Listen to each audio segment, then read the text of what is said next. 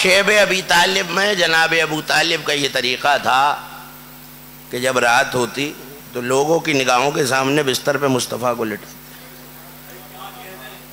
اور جب رات ڈھل جاتی اور اندھیرا ہو جاتا تو مصطفیٰ کو بستر سے اٹھاتے، کبھی عقیل کو، کبھی جعفر کو، کبھی علی کو۔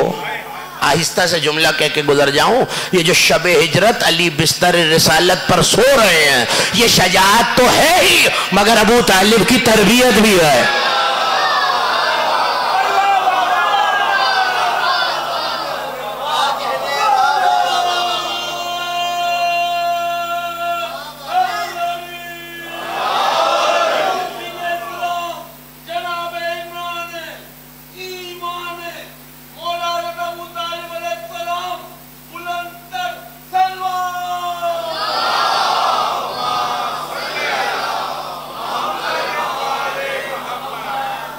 توجہ ہے؟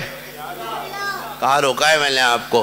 جیسا معیار پناہ لینے والے کا ویسی پناہ۔ اب آیت پڑھ دوں، وَالتِّينِ وَالزَّيْتُونِ وَطُورِ سِينِينَ وَهَٰذَا الْبَلَدِ الْأَمِينِ۔ انجیر کی قسم، زیتون کی قسم، نور والے طور کی قسم، اور امان دینے والے شہر کی قسم۔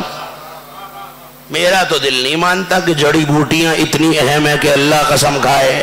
جائیے قرآن کے وارثوں سے پوچھئے، التین هو الحسن والزیتون هو الحسین وطور سینہ امیر المومنین۔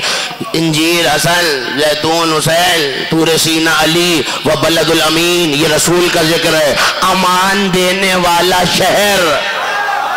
نہیں، آپ نے غور ہی نہیں کیا، اللہ جسے پناہ گاہ کہہ رہا ہے وہ خود ابو طالب کی پناہ۔